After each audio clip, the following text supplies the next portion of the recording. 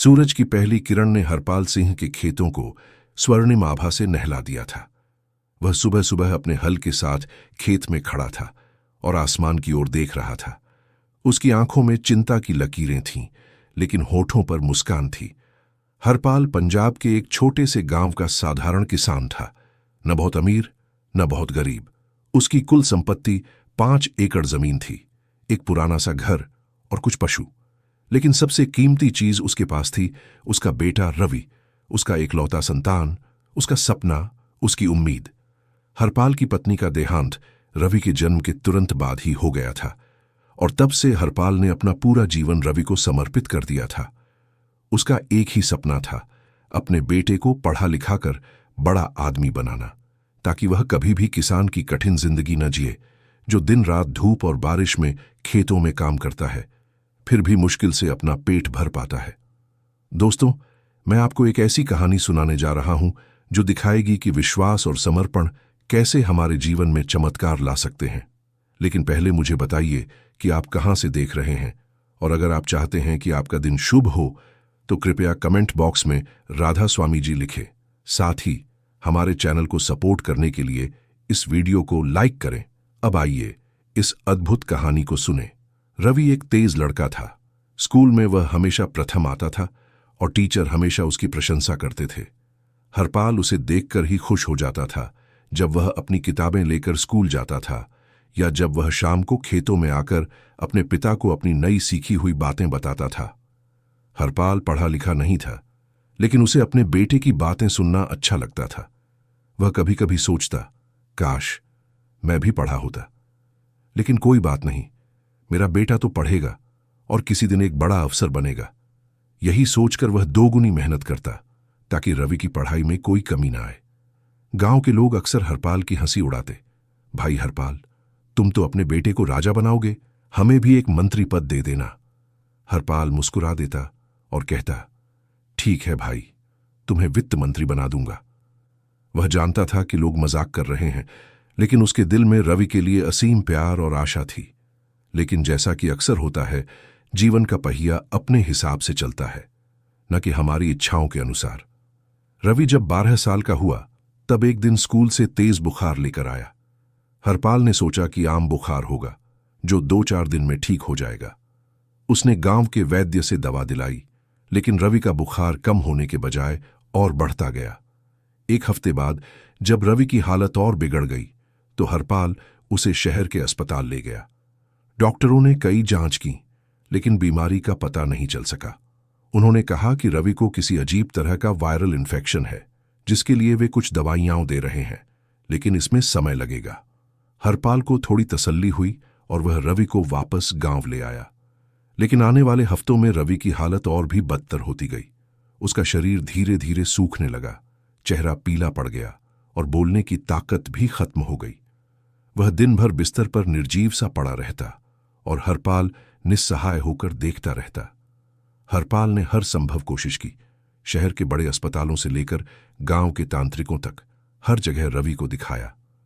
कुछ ने कहा कि यह कोई दुर्लभ बीमारी है, कुछ ने कहा कि यह किसी शाप का असर है, कुछ ने कहा कि प्राणवायु की कमी है। हरपाल हर बात मानने को तैयार था, हर उपाय करने को तैयार था, बस अपने बेटे को ठीक देखने के लिए। इलाज के खर्च ने हरपाल की आर्थिक स्थिति को बुरी तरह हिला दिया। पहले उसने अपने गहने बेचे, फिर पशु, और अंत में अपनी जमीन का एक हिस्सा भी गिरवी रख दिया। गांव के साहूकार से कर्ज लिया, जिसका ब्याज दिन ब दिन बढ़ता जा रहा था। हरपाल की दुनिया जैसे धीरे धीरे उजड़ने लगी थी। गांव वाले सहानुभूति जताते, लेकिन भीतर ही भीतर उन्हें लगता कि अब रवि बच नहीं पाएगा। कई लोग तो खुलेआम कहने लगे थे, भगवान को जो मंजूर है वही होगा, इतने पैसे खर्च करने से क्या फायदा। लेकिन हरपाल हार मानने को तैयार नहीं था। हाँ, उसके भीतर एक घुटन थी, एक गहरा दुख था। मैं पिता होकर भी अपने बेटे के लिए कुछ नहीं कर पा रहा। ये वो दौर था जब इंसान केवल बाहर से नहीं भीतर से भी टूट जाता है। एक शाम जब हरपाल अपने अधबी के खेत में अकेला बैठा था, तब गांव की एक वृद्ध महिला, जिसे सब बीजी कहते थे, उसके पास आईं।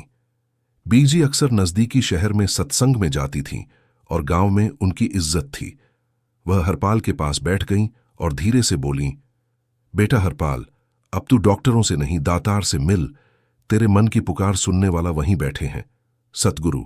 उनके पास जा और एक बार जी जान से सिमरण कर।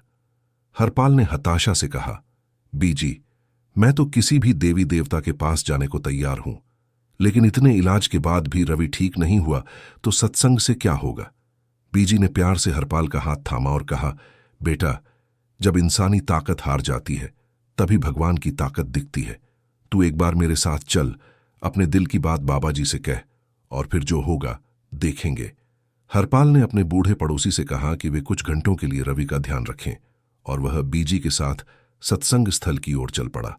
उसके मन में कोई आस नहीं थी, लेकिन अब वह हर संभावना को आजमाने को तैयार था। सत्संग स्थल एक विशाल शामियाने में था, जहां हजारों लोग इकट्ठे हुए थे।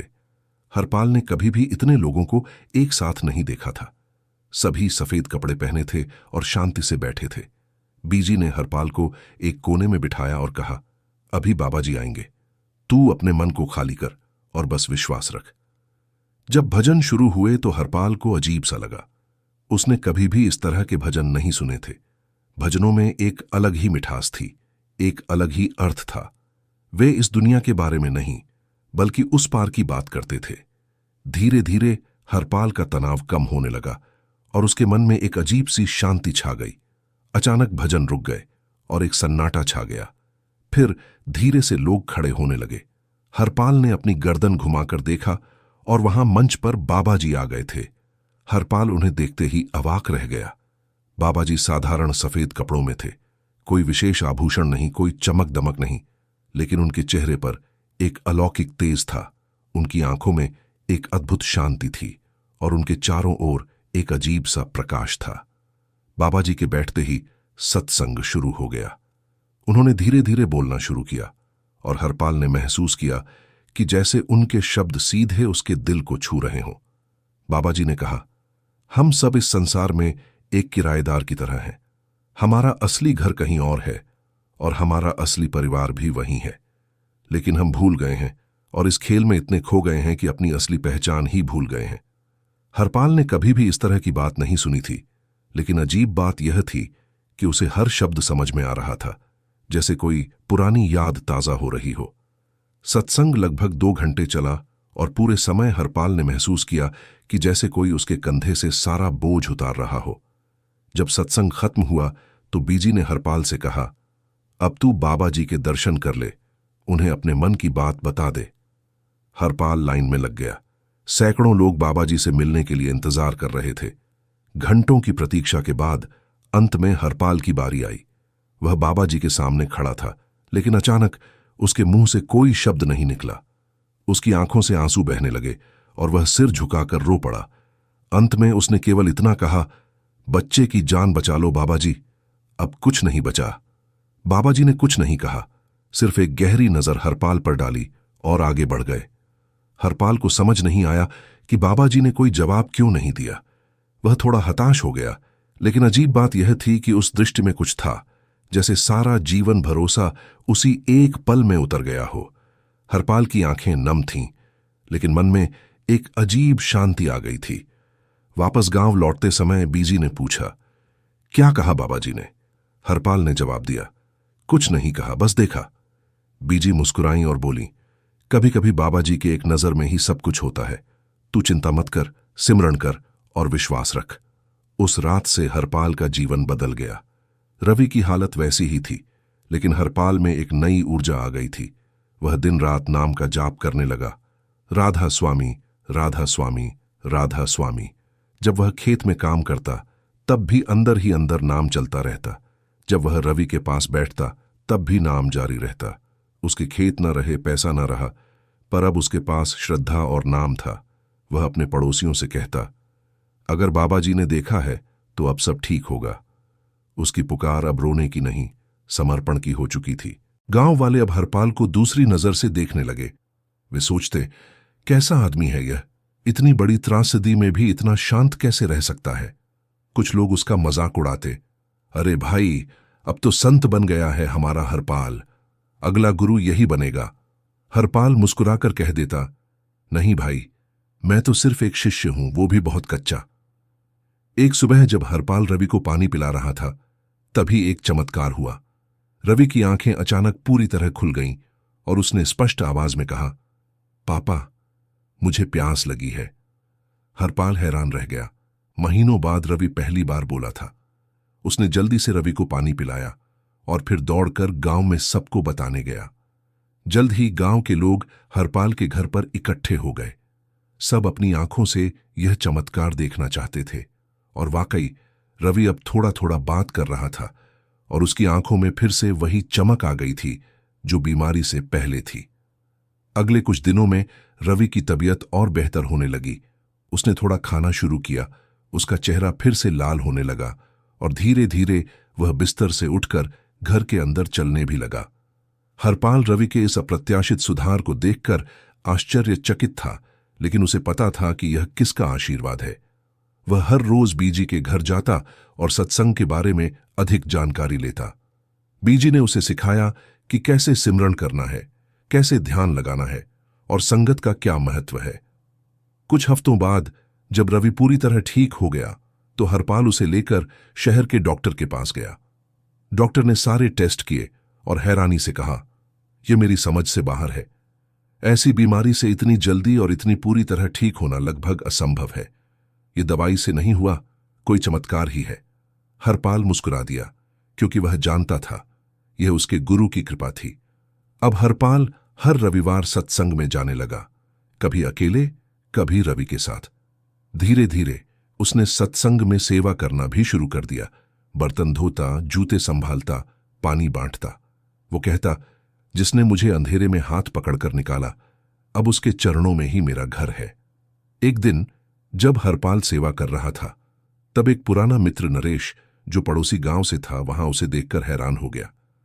अरे हरपाल, तू यहां क्या कर रहा है? और यह क्या, तू तो नौकर बन गया है।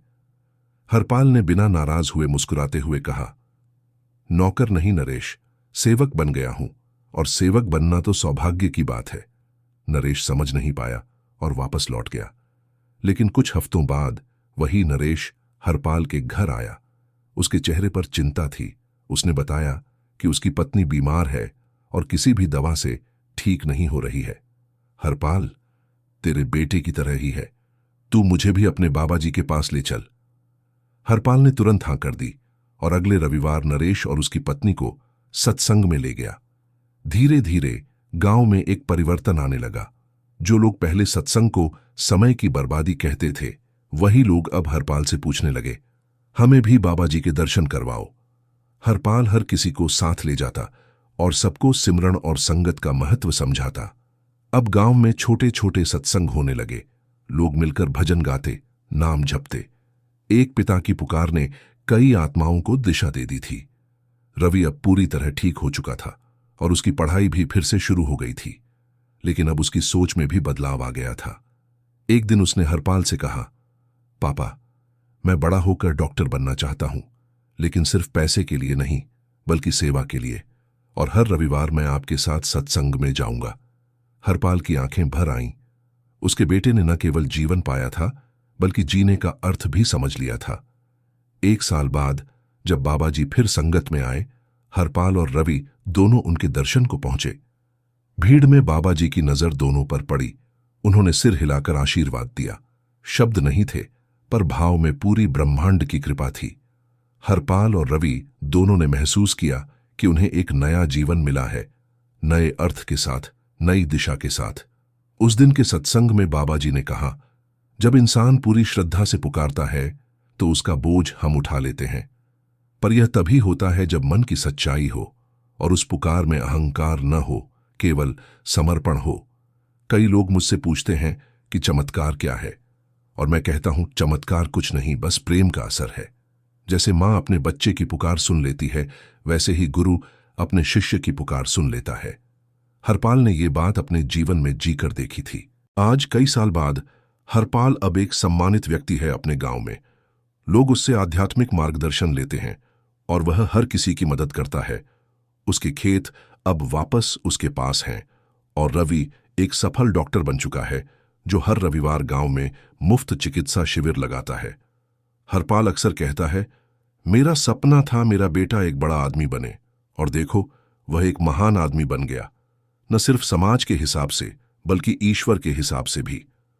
जब कभी कोई हरपाल से पूछता है कि उसने अपने जीवन में क्या सीखा, तो वह मुस्कुराकर कहता है, जब इंसान हार जाए तब हार न माने, बल्कि सिर झुकाए और पुकारे उस दातार को जिसने हमें जीवन दिया है।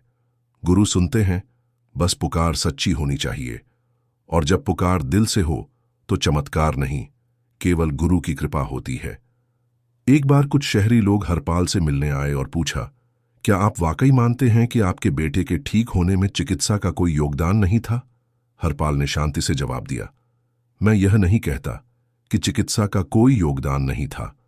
हर चीज का अपना स्थान है, लेकिन जब सारी चिकित्सा विफल हो गई तब सिर्फ श्रद्धा ही बची थी, और श्रद्धा ने वह किया जो विज्ञान नहीं कर सका। इसलिए मैं कहता हूं, विज्ञान का सम्मान करो लेकिन श्रद्धा को मत भूलो, क्योंकि जीवन दोनों से चलता है। हर रविवार को जब भी हरपाल सत्संग में जाता है, वह अपनी कहानी नए लोगों को सुनाता है, ताकि उनके भीतर भी वही आशा जागे जो उसके भीतर जागी थी। वह कहता है, मेरी कहानी में कोई विशेषता नहीं है सिवाय इसके कि मैंने हार नहीं मानी, और यही है जीवन का सबसे बड़ा सबक। जब सब कुछ खत्म लगे तब भी उम्मीद मत खो, क्योंकि जब रात सबसे अंधेरी होती है तभी सवेरा निकट होता है। दोस्तों, यह थी हरपाल और रवि की कहानी, एक कहानी जो हमें सिखाती है कि सच्ची श्रद्धा और समर्पण हमारे जीवन में क्या चमत्कार ला सकते हैं। हम सभी अपने जीवन में कभी न कभी ऐसी परिस्थितियों से गुजरते हैं जहां हमें लगता है कि अब कोई रास्ता नहीं है, लेकिन हरपाल की कहानी हमें याद दिलाती है कि जब हम पूरी श्रद्धा से गुरु को पुकारते हैं तो वे हमारी पुकार जरूर सुनते हैं। और हाँ, अगर आपको यह कहानी पसंद आई है तो इस वीडियो को लाइक करें, अपने दोस्तों के साथ शेयर करें और हमारे चैनल को सब्सक्राइब करें, ताकि ऐसी और भी प्रेरणादायक कहानियां आप तक पहुंचती रहें। राधा स्वामी जी की कृपा आप सभी पर बनी रहे।